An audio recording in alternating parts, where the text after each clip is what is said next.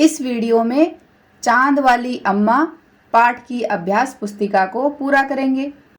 नमस्कार सभी को, हिंदी कला केंद्र में आपका स्वागत है। अगर आप इस चैनल पर नए हैं तो पहले इसको सब्सक्राइब करें व बेल आइकन को दबाना ना भूलें ताकि नए वीडियो का नोटिफिकेशन सबसे पहले आपको मिले। बच्चों, इस पाठ को अच्छी तरह से समझने के लिए पाठ का अर्थ व इसके अभ्यास प्रश्नों को आप मेरे इस वीडियो में देख सकते हो, जिसका लिंक नीचे दिया हुआ है। अभ्यास पुस्तिका को पूरा करने से पहले एक बार इस कहानी का रिवीजन कर लेते हैं ताकि आगे उत्तर देने में आसानी रहे। तो जैसा कि आपने पढ़ा, इस कहानी का नाम है चांद वाली अम्मा, यानी जो चांद पर रहती है वह चांद वाली अम्मा। जैसे आप बोलते हो ना ऐसे कि जो मौसी दिल्ली में रहती है तो क्या बोलते हो, दिल्ली वाली मौसी, कानपुर वाली बुआ, वैसे ही इस कहानी का नाम भी चांद वाली अम्मा है। तो देखते हैं अम्मा किस तरह से चांद पर पहुंची। बहुत समय पहले की बात है कि एक बूढ़ी अम्मा थी जो कि बिल्कुल अकेली थी। उनका अपना कोई नहीं था, इसलिए घर के सारे कामकाज उन्हीं को करने पड़ते थे। घर के क्या थे कामकाज, जैसे सुबह उठकर कुएं से पानी लाना, खाना बनाना, घर की साफ सफाई करना। लेकिन उनके साथ एक परेशानी थी। क्या थी वो परेशानी? वो जब भी सुबह उठकर अपने घर में झाड़ू लगाती तो जैसे ही वो झाड़ू लगाने के लिए अपने घर के आंगन में जाती तो झाड़ू लगाने के लिए जैसे ही वो झुकती तभी ऊपर से आसमान आकर उनकी कमर से टकराता। अम्मा उसे घूर कर देखती तो वह थोड़ा पीछे हट जाता, लेकिन जैसे ही अम्मा अपना काम करने के लिए दोबारा झुकती तो आसमान फिर अपनी हरकत दोहराता, यानी वही काम दोबारा करता और बार बार यही क्रम चलता रहता। अम्मा झाड़ू लगाती और आसमान उसे तंग करने आ जाता। इस बात से अम्मा परेशान हो गई। तभी एक दिन कुएं पर पानी भरने को लेकर अम्मा का किसी और से झगड़ा हो गया। तो अम्मा थोड़ी उस दिन गुस्से में थी। फिर वापस आकर जैसे ही वह झाड़ू उठाकर आंगन में गई और जैसे ही झुकी तो आसमान तो अपनी आदत के अनुसार फिर से आ गया अम्मा को छेड़ने। लेकिन आज अम्मा का पारा थोड़ा गर्म था, तो अम्मा ने आव देखा न ताव, यानी बिल्कुल बिना सोचे समझे और कस कर एक झाड़ू आसमान को दे मारी। तो आसमान झट पीछे हट गया, लेकिन वह तो अपनी आदत से मजबूर था। अम्मा ने जैसे ही अपना काम शुरू किया, आसमान ने फिर टक्कर मारी। तो इस बार अम्मा ने अपना पूरा जोर लगाकर आसमान पर वार किया। तो जैसे ही अम्मा ने आसमान पर वार किया, आसमान ने क्या किया, आसमान को भी एक शरारत सूझी। तो इस बार उसने अम्मा की झाड़ू को देखो इस तरह से पकड़ लिया। एक तरफ अम्मा झाड़ू पकड़े हुए थी और दूसरी तरफ आसमान ने पकड़ लिया, और इस तरह दोनों के बीच रस्सा कस्सी यानी खींचतान शुरू हो गई।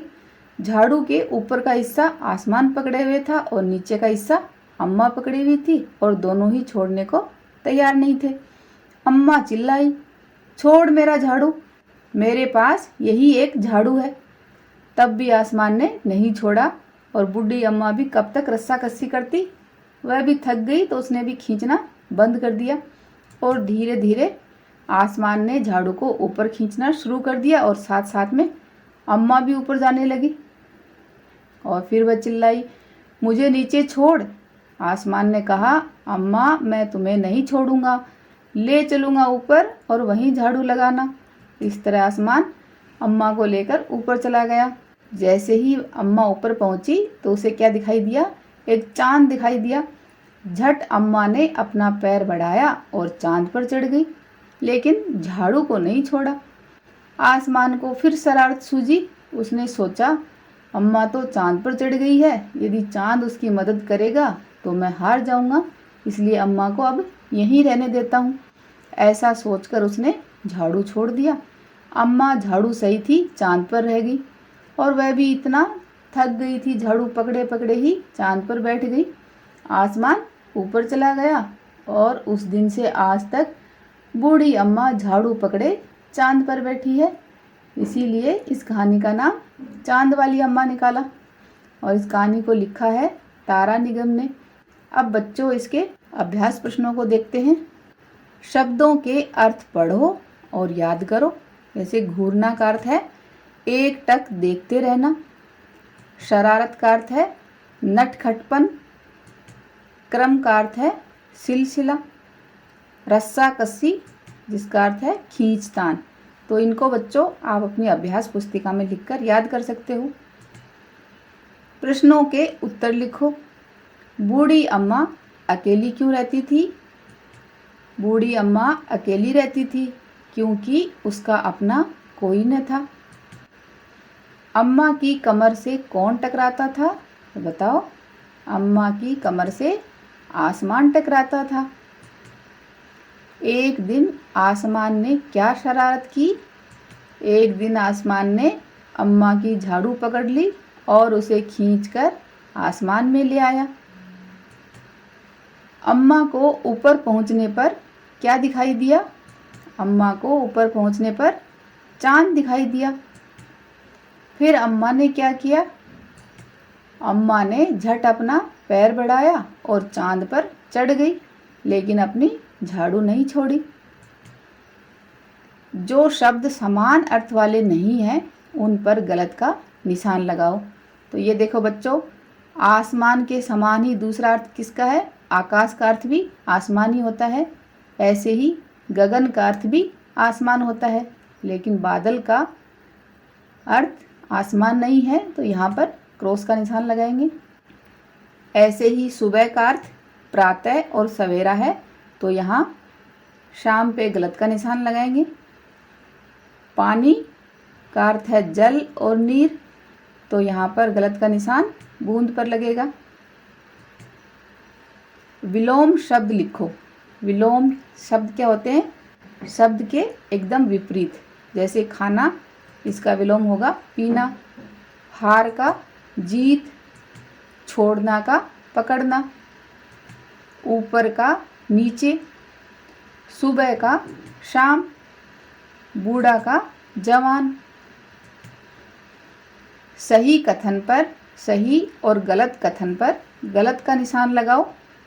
तो ये हमने कहानी में पढ़ा ना कि बूढ़ी अम्मा अपने पोते के साथ रहती थी, तो ये बात गलत है क्योंकि बूढ़ी अम्मा तो अकेली रहती थी। आसमान अम्मा को रोज तंग करता था। हाँ, ये बात सही है। एक दिन अम्मा ने आसमान को थप्पड़ दे मारा। नहीं, अम्मा ने तो आसमान को किससे मारा था? झाड़ू से, तो ये गलत। आसमान ने अम्मा की झाड़ू ऊपर से पकड़ ली। हाँ, ये बात सही है। अम्मा झाड़ू सहित सूरज पर रह गई, तो बताओ ये बात सही है क्या? नहीं, क्योंकि अम्मा तो चांद पर रह गई।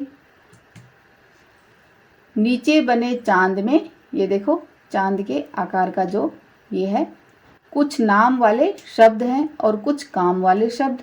दोनों प्रकार के शब्दों को अलग अलग करके लिखो। तो यहाँ पर बच्चों कुछ हैं नाम वाले शब्द, जैसे नाम कुआं, आसमान, और कुछ हैं काम वाले शब्द जैसे पानी भरना, सामान लाना, खाना बनाना। तो इनको अलग अलग लिखना है। तो पहले हम लिखेंगे नाम वाले शब्द। तो है कुआं, आसमान, झाड़ू, चांद, अम्मा, कमर, आंगन। और अब इसमें से लिखेंगे काम वाले शब्द। तो है पकड़ना, खींचना, चिल्लाना, पानी भरना, खाना बनाना, सामान लाना और मारना। नीचे दिए गए शब्दों में चंद्र बिंदु, ये देखो इस तरह का लगाकर दोबारा लिखो। तो यहाँ पर कुआं में चंद्र बिंदु लगेगा, तो इस तरह से लिखा जाएगा। तो ये बोला जाएगा कुआं। ये आंगन, तो इसमें चंद्र बिंदु लगेगा, तो ये बनेगा आंगन। धुआं, तो ये लिखा जाएगा धुआं। चाँद, तो ये चंद्र बिंदु लगने से बनेगा चांद। ये पहुँचना, तो ये बनेगा पहुँचना। हंसना, हंसना। चित्र पूरा करो तथा दिए गए शब्दों की सहायता से पंक्तियां पूरी करो। तो ये बच्चों, आप अपनी अभ्यास पुस्तिका में इन बिंदुओं को मिलाते हुए इस चित्र को पूरा करो। तो आपको नज़र आएगा ये चेहरा चांद के जैसा और ये कुर्ता पहने खड़ा है। और इन शब्दों से हम ये कविता पूरी करेंगे। हट कर बैठा चांद एक दिन, माता से यह बोला, सिलवा दो माँ मुझे ऊन का मोटा एक कुर्ता। सन सन चलती हवा रात भर, जाड़े से मरता हूँ। जाड़ा यानी ठंड से मैं मरता हूँ, ठंड लगती है। ठिठुर ठिठुर कर किसी तरह यात्रा पूरी करता हूँ, आसमान का सफ़र और ये मौसम है जाड़े का। न हो अगर तो ला दो झिंगोला ही कोई भाड़े का। भाड़ा यानी किराए पर कोई झिंगोला ही ला दो। इस कहानी को बच्चों एक बार फिर से पढ़ें। पाठ को अच्छी तरह से समझने के लिए इसके अर्थ व अभ्यास प्रश्नों वाले वीडियो को ज़रूर देखें।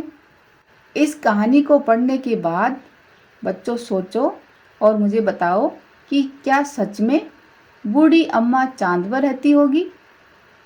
सुझावों व सुधारों के लिए कमेंट बॉक्स में लिखें। अगर हमारे वीडियो बन ही रहे हैं आपके फेवरेट, तो फिर क्यों ना करें इनको लाइक, सब्सक्राइब और रिकमेंड। हमें और बेहतर बनाने के लिए आप कर सकते हैं कमेंट। धन्यवाद।